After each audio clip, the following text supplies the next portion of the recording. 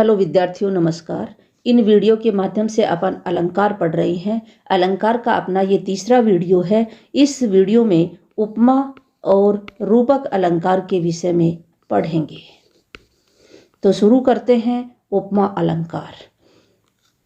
जब किसी व्यक्ति या वस्तु की विशेषता दर्शाने के लिए उसकी समानता उस गुण में बढ़ी हुई किसी अन्य वस्तु या व्यक्ति से की जाती है, वहाँ उपमा अलंकार होता है। यानी जिस व्यक्ति या वस्तु की विशेषता बताई जाती है और उसकी समानता किसी दूसरे व्यक्ति या वस्तु से की जाती है, तो दूसरा जिससे समानता की जाती है उसके गुण जो हैं वो अधिक होते हैं। उदाहरण से अपन समझते हैं, मुख कमल सा खिल गया। यहाँ मुख की तुलना कमल से की है, अतः उपमा अलंकार है। उपमा के 4 अंग होते हैं। प्रथम अंग जो है वो है उपमेय। जिस व्यक्ति या वस्तु की समानता की जाती है उसे उपमेय कहते हैं। उपयुक्त जो उदाहरण अपने को दिया है, मुख कमल सा खिल गया, यहाँ पर उपमेय जो है वो है मुख, यानी मुख की समानता दर्शाई है कमल से। दूसरा अंग है वह है उपमान। जिस प्रसिद्ध वस्तु या व्यक्ति से उपमेय की समानता की जाती है उसे उपमान कहते हैं। उपयुक्त उदाहरण में कमल जो है वो उपमान है। उपयुक्त उदाहरण क्या है? मुख कमल सा खिल गया।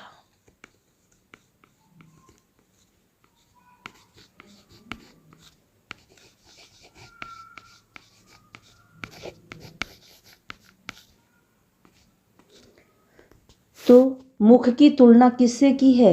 कमल से की है। तो मुख जो है वो उपमेय है और कमल यहाँ पर क्या है? उपमान है। समान धर्म है। उपमेय और उपमान में जो गुण समान पाया जाता है उसे समान धर्म कहते हैं। जैसे खिल गया, खिलना जो विशेषता है वह किसकी है? मुख की भी है और कमल की भी है, यानी उपमेय की भी है और उपमान की भी है, इसलिए यह समान धर्म कहलाता है। वाचक शब्द। जिस शब्द विशेष से समानता या उपमा का बोध होता है उसे वाचक शब्द कहते हैं। जैसे सा, मुख कमल सा खिल गया, तो सा शब्द जो है वह क्या है? वाचक शब्द है। विशेष उपमा के इन 4 अंगों उपमेय, उपमान, समान धर्म, वाचक शब्द में से किसी एक के भी लुप्त रहने पर लुप्तो उपमा अलंकार होता है। यानी जब उपमान के 4 अंगों में से कोई एक अंग नहीं होता है या एक से अधिक अंग नहीं पाए जाते हैं तो वहां पर लुप्तो उपमा अलंकार होता है। तो अलंकार के इस आधार के ऊपर क्या हो गई? 2 भेद हो गए, पूर्णोपमा और लुप्तोपमा।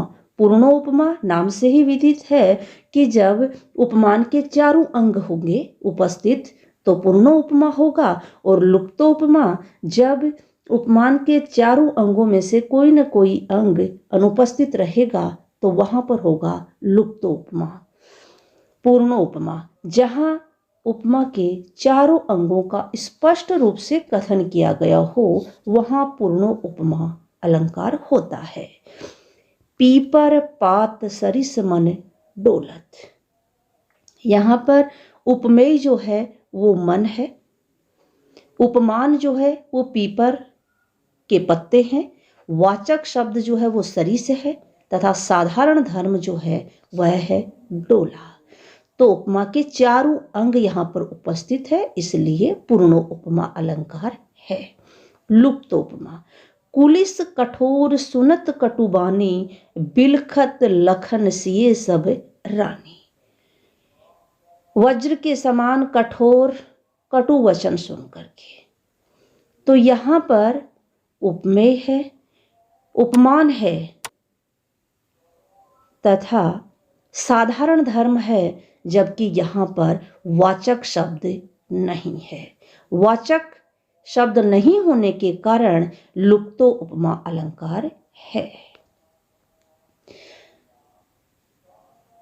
रूपक अलंकार, जहां गुण की अत्यंत समानता दर्शाने के लिए उपमेय और उपमान को अभिन्न या एक कर दिया जाए, दूसरे शब्दों में उपमान को उपमेय पर आरोपित कर दिया जाए, वहां रूपक अलंकार होता है।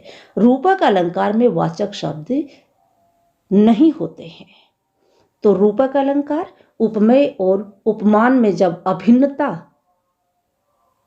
दर्शा दी जाती है या उपमेय पर उपमान का आरोप कर दिया जाता है, वहां पर रूपक अलंकार होता है। जलता है यह जीवन पतंग, यहां जीवन उपमेय है और पतंग उपमान है, परंतु जीवन उपमेय पर पतंग उपमान का आरोप कर दिया गया है, इसलिए यहां रूपक अलंकार है। यहां पर जो अभिन्नता थी उसे समाप्त जो भिन्नता थी उसे समाप्त कर दिया और जीवन रूपी पतंग मतलब अभिन्नता यहां पर व्याप्त हो गई।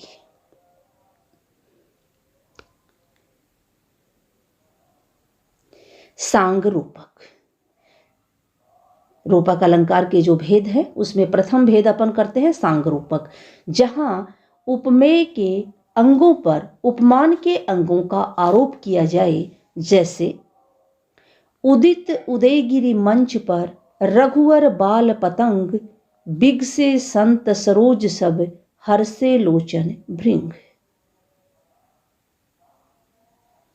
तो यहां पर उदयगिरि पर मंच का, रघुवर पर बाल पतंग का, सूर्य का, संतों पर सरोज का एवं लोचनों पर भृंगों का अभेद आरोप होने से रूपक अलंकार है। अगर उदाहरण दिया है, अंबर पनघट में डुबो रही तारा घट उषा नागरी, तो यहां पर अंबर आकाश के ऊपर पनघट का आरोप कर दिया गया, तारा रूपी घड़ा, तो तारे के ऊपर घड़े का आरोप कर दिया गया। उषा नागरी, उषा रूपी नायिका, उषा के ऊपर नायिका का आरोप कर दिया गया, इसलिए सांग रूपक अलंकार है। जितने कष्ट कंटकों में है, जिनका जीवन सुमन खिला, गौरव गंध उन्हें उतना ही यत्र तत्र सर्वत्र मिला। तो यहां पर भी सांग रूपक अलंकार है। कष्ट रूपी कंटक, जीवन रूपी सुमन, गौरव रूपी गंध है। तो उपमेय पर उपमान का अभेद्य आरोप होने से यहां पर भी सांग रूपक अलंकार है। दूसरा जो रूपक का भेद है वो है निरंग रूपक, जहां केवल उपमेय पर उपमान का आरोप किया जाए, अंगों का नहीं, निरंग रूपक होता है। जैसे पायो जी मैंने राम रतन धन पायो, राम रूपी रत्न, तो यहां पर निरंग रूपक है क्योंकि उपमेय पर उपमान का आरोप है, सिर्फ उसके अंगों का आरोप नहीं है। अगला उदाहरण है, सिर झुका तूने नियति की मान ली यह बात, स्वयं ही मुरझा गया तेरा हृदय जलजात। हृदय रूपी जलजात एक ही रूपक है, इसलिए यहां भी क्या है, निरंग रूपक अलंकार है। हृदय जलजात में हृदय उपमेय पर जलजात कमल उपमान का अभेद आरोप किया गया है, अतः यहां निरंग रूपक अलंकार है। रूपक अलंकार का तीसरा जो भेद है वह है पारंपरिक रूपक, जहां एक रूपक दूसरे का कारण हो, जहां दो रूपक एक साथ हों तथा एक रूपक मुख्य व दूसरा गौण हो, वहां पारंपरिक रूपक होता है। जैसे बढ़त बढ़त संपत्ति सलील, मन सरोज बढ़ी जात। यहां पर मन को सरोज मानने का कारण संपत्ति को सलील मानना है। तो एक जो रूपक है वह दूसरे के ऊपर निर्भर है। अगला उदाहरण है, जय जय जय गिरिराज किशोरी, जय महेश मुख चंद्र चकोरी। गिरिराज किशोरी को चकोरी और महेश के मुख को चंद्र बताया गया है। यानी महेश के मुख को चंद्र बताने के कारण ही गिरिराज किशोरी को चकोरी बताया गया है। तो यहाँ भी जो एक रूपक है वह दूसरे रूपक पर निर्भर है, इसलिए पारंपरिक रूपक अलंकार यहाँ पर है। धन्यवाद विद्यार्थियों, आज की इस वीडियो में इतना ही। अगर आपको वीडियो अच्छा लगा है तो चैनल को सब्सक्राइब कर लेना और बेल आइकन भी प्रेस कर लेना।